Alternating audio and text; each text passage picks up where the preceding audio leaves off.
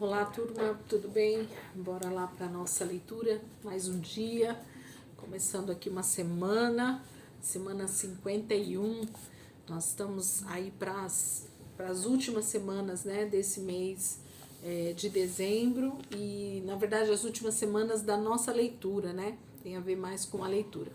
Nós temos essa semana, que é a 51, a próxima 52 e a última semana, que é a semana 53. E aí nós fechamos esse ciclo de 365 dias do ano de 2023 na nossa leitura bíblica, né? Feliz demais com essa jornada até aqui, com o caminhar que o Senhor teve conosco, né? Todos os dias, nos dando graça e misericórdia, né? Toda manhã. Vamos orar, entregar esse momento para o Senhor e a gente já começa a leitura de hoje.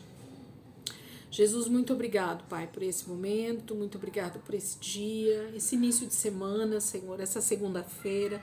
Nós queremos te entregar, Senhor, mais uma semana, te entregar a nossa vida, te entregar os nossos passos, te entregar, Senhor, os nossos desejos, os nossos anseios, te entregar, Senhor, toda a ansiedade que possa estar no nosso coração a respeito de qualquer situação.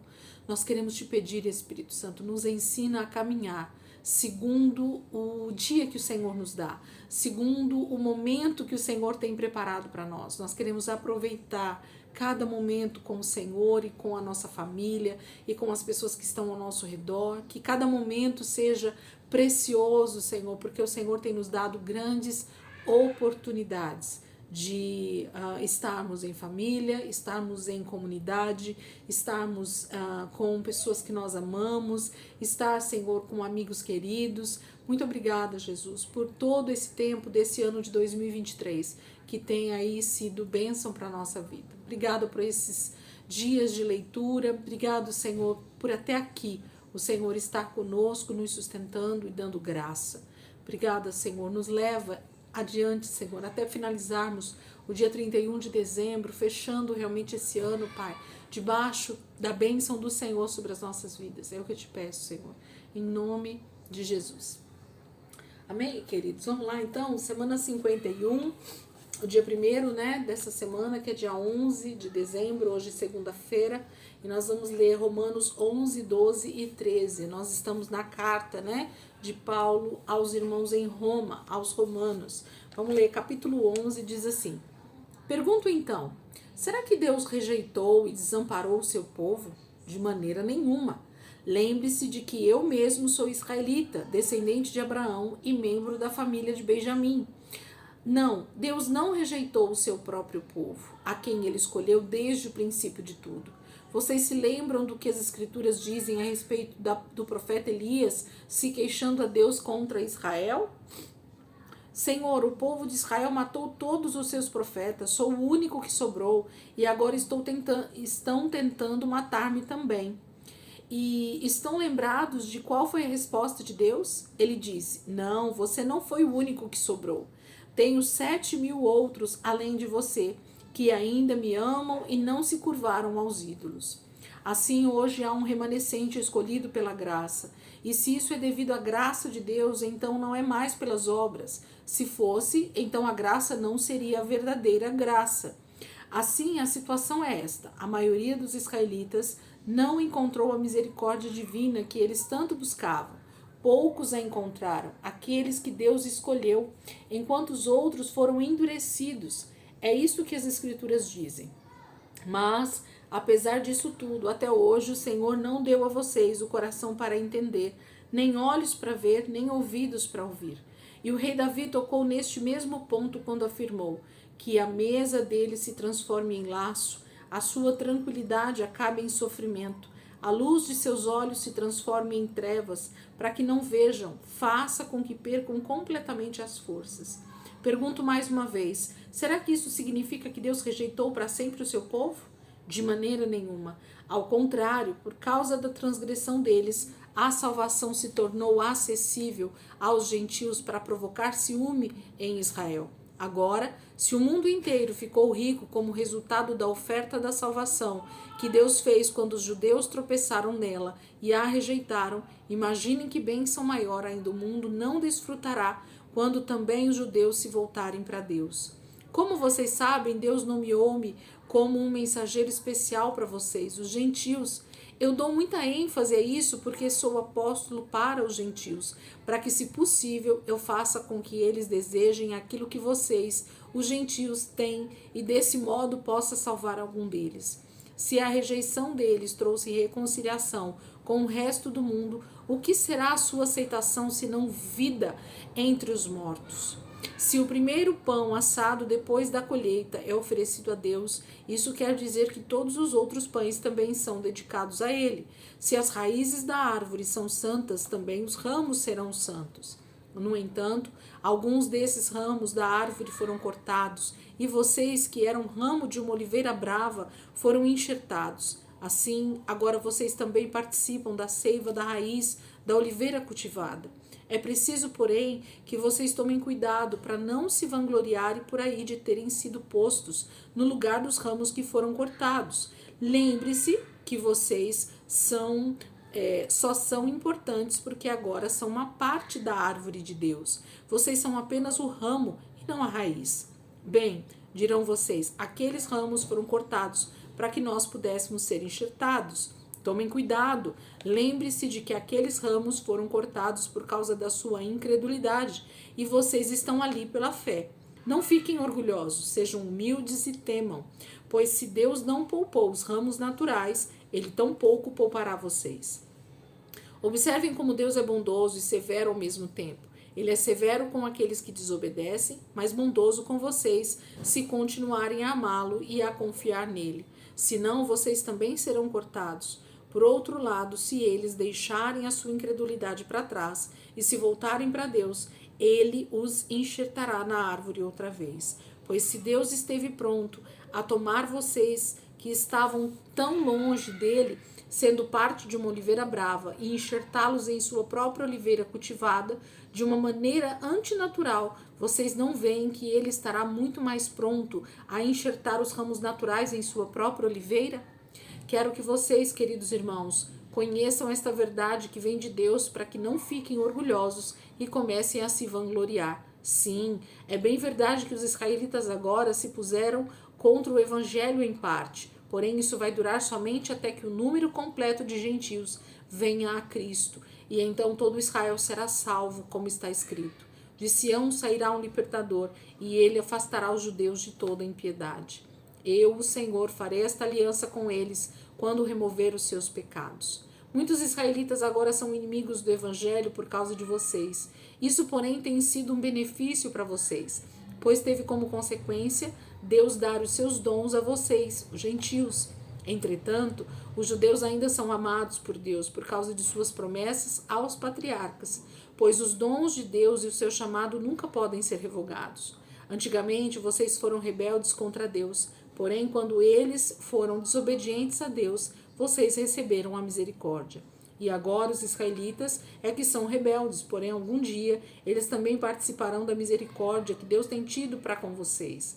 Porque Deus colocou todos sob desobediência para que ele pudesse exercer misericórdia para com todos igualmente.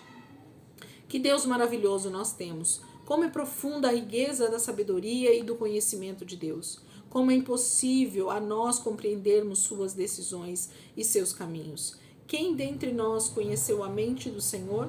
Quem é que sabe o suficiente para ser seu conselheiro? E quem já deu alguma coisa a Deus para que ele pudesse recompensá-lo? Todas as coisas vêm única e exclusivamente dele, por ele e para ele. A ele seja glória para todo sempre. Amém.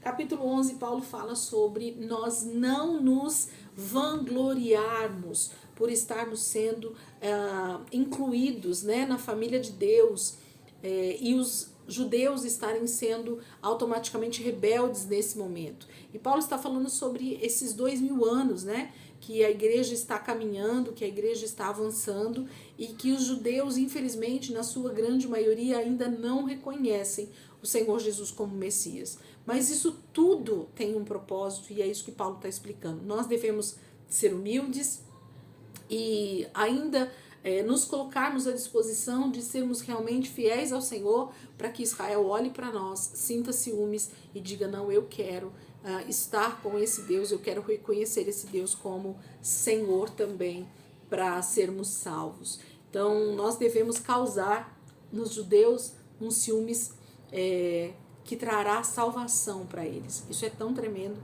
e maravilhoso. Capítulo 12. Portanto, queridos irmãos, eu apelo pelas misericórdias de Deus, que vocês ofereçam seus corpos a Deus, que eles sejam um sacrifício vivo, santo e agradável a Deus. Esta é a verdadeira adoração que vocês devem oferecer a Deus. Não imitem a conduta e os costumes deste mundo, mas seja cada um uma pessoa nova e diferente, mostrando uma sadia renovação em tudo quanto faz e pensa. E assim vocês aprenderão de experiência própria a boa, agradável e perfeita vontade de Deus. Como mensageiro de Deus, digo a cada um de vocês, sejam honestos na avaliação de si mesmos, medindo seu próprio valor pela quantidade de fé que Deus lhes concedeu. Pois tal como existem muitos membros em nosso corpo, e esses membros têm um trabalho diferente a executar, assim também é com o corpo de Cristo. Todos nós somos partes dele, e cada um de nós é necessário para fazê-lo completo. Assim, pertencemos uns aos outros e cada um está ligado a todos os demais. Deus deu a cada um de nós dons de fazer bens determinadas coisas de acordo com a sua graça.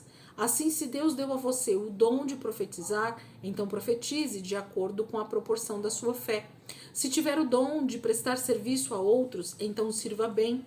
Se alguém tem o dom de ensinar, ensine. Se é de animar os outros, então anime. Se Deus lhe deu o dom de contribuir, ajude os outros com generosidade. Se Deus lhe deu capacidade administrativa de liderança, então exerça esse cargo com seriedade. Aqueles que levam o consolo aos entristecidos devem fazê-lo com alegria. Não finjam apenas amar aos outros. Amem com sinceridade. Odeiem tudo aquilo que está errado. Coloquem-se ao lado do bem. Amem-se uns aos outros com amor fraternal e tenham prazer em honrar uns aos outros mais do que a si próprio. Não sejam nunca preguiçosos no trabalho, porém sirvam fervorosamente ao Senhor. Fiquem alegres na esperança, sejam pacientes na dificuldade e sempre perseverantes na oração. Quando os filhos de Deus estiverem em necessidade, sejam vocês os primeiros a ajudá-los e criem o ambiente de ser hospitaleiros. Se alguém os perseguir, não os destratem, abençoem e não amaldiçoem. Quando os outros estiverem alegres, alegrem-se com eles. Se estiverem chorando, chorem com eles. Trabalhem juntos com alegria.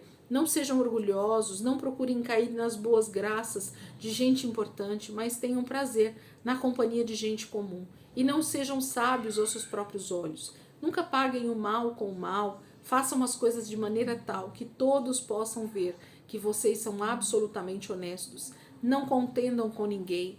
Tanto quanto possível, vivam em paz com todos. Amados, nunca se vinguem.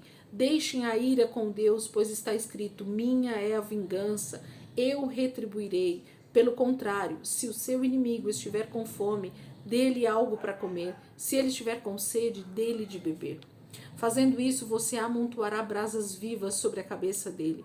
Não deixem que o mal prevaleça, mas triunfem sobre o mal, praticando o bem. Capítulo 12, Paulo está falando sobre esse privilégio que nós temos de sermos transformados, sermos mudados, né, de dentro para fora, através do Espírito Santo, através da própria palavra de Deus, e através disso as nossas atitudes, elas vão realmente conduzir outros a Cristo também, vão fazer com que as pessoas vejam o amor de Deus através das nossas atitudes, vão ser realmente transformados também pela presença de Deus nas nossas vidas, sejam as nossas atitudes, né, e as nossas palavras, tudo que Deus deseja de nós como exemplo, como pregação do próprio Evangelho. Capítulo 13, vamos lá, gente. Capítulo 13. Obedeçam às autoridades governamentais, porque Deus foi quem estabeleceu todas elas. Não há governo em parte alguma que Deus não tenha colocado no poder. Portanto, aqueles que se recusam a obedecer às autoridades estão se recusando a obedecer a Deus e o castigo virá sobre eles, pois os governantes devem ser temidos apenas por aqueles que praticam o mal. Assim, se você não quiser ter medo da autoridade, guarde as leis e pratique o bem, e tudo irá bem, pois a autoridade é enviada por Deus para o seu bem, Mas se você estiver fazendo algo errado, é natural que deve ter medo, pois ela terá de castigá-lo. Ela é severa, serva de Deus, agente da justiça para castigar quem pratica o mal. Assim, vocês precisam obedecer às autoridades por duas razões: para evitar o castigo e por uma questão de consciência. Paguem também seus impostos por essas mesmas razões, porque as autoridades do governo estão a serviço de Deus, dedicadas a continuar a fazer essa obra. Deem a cada um o que lhe é devido, paguem seus impostos e tributos, obedeçam aos seus superiores e honrem e respeitem a todos aqueles a quem isso for devido.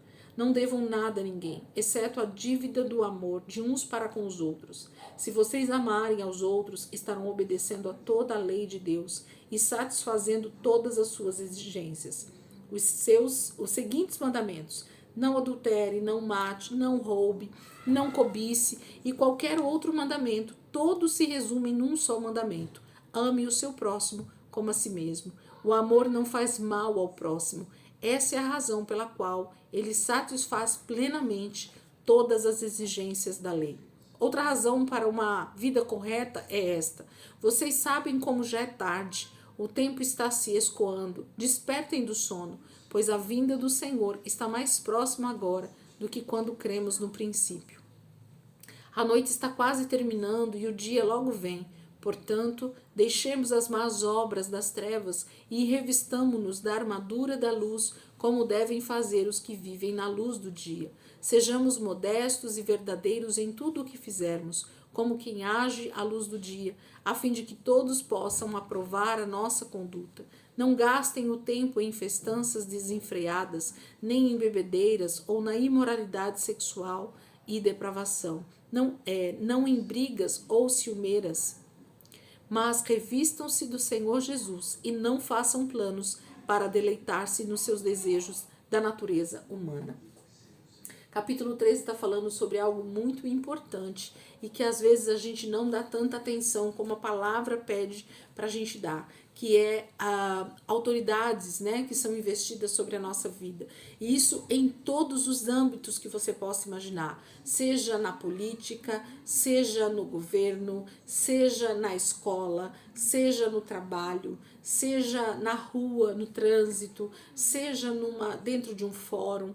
Todas as autoridades, seja dentro de casa, né, pai, mãe, irmãos mais velhos, avós, todas as pessoas que têm um nível de autoridade sobre as nossas vidas, nós devemos dar honra a essas autoridades, nós devemos obedecê-las, a não ser a única coisa que a Bíblia diz que eu não devo obedecer, é se essas autoridades contradizerem a palavra de Deus, se eles me pedirem para fazer algo que vá contra os princípios de Deus.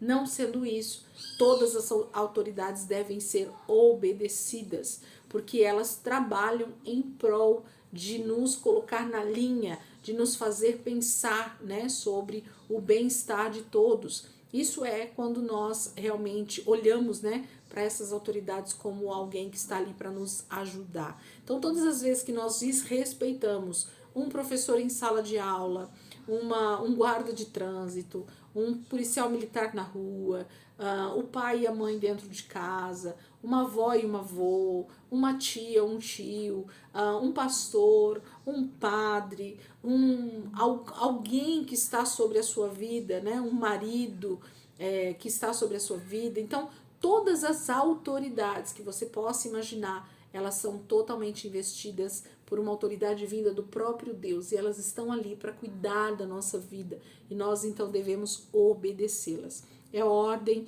do Senhor para nós, que nós façamos isso para que nós tenhamos vida, né, em Deus, sejamos sábios, obedecendo às autoridades que Deus tem investido sobre nós. Nós vamos ser exemplo, na verdade, quando a gente faz isso também. O mundo sempre vai olhar para nós e vai dizer que nós somos, às vezes, bobo, né, de estarmos dando honra a esse tipo de autoridade, que às vezes nem tem tanta honra assim, mas é o que a Bíblia diz e é o que nós precisamos fazer. Então, deem atenção a este assunto, vocês verão como vai fazer total diferença na vida espiritual de vocês também. Amém? Então, terminamos aqui nossa leitura de hoje, segunda-feira, né? e a gente vai continuar essa semana. Amanhã a gente já finaliza o livro de Romanos com os últimos 3 capítulos, 14, 15 e 16. E aí a gente volta lá para o livro de Atos, finalizando ele também, e aí entrando nas outras cartas que o apóstolo Paulo também tem para nós. A gente vai ler esse final de semana Colossenses, Efésios, né? Depois 1 Timóteo, semana que vem tem bastante cartas.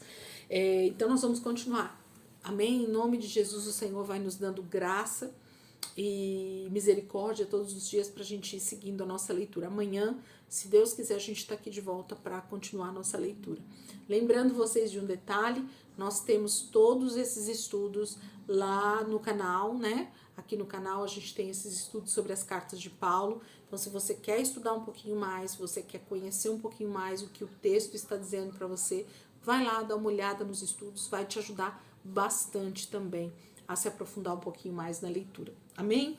E a gente já está aqui pensando, né? Olhando para as possibilidades, para ver o que nós vamos fazer a partir do dia 1º de janeiro. Então, fique atento aí aos detalhes, a gente vai falar provavelmente na próxima semana aí o que a gente está pensando em fazer, e quem desejar estar conosco, a gente vai estar dando continuidade a partir do dia 1º de janeiro de 2024. Amém? Deus abençoe, ótima semana para todos nós, e amanhã, se Deus quiser, a gente está aqui de volta para continuar a nossa leitura em nome de Jesus. Deus abençoe.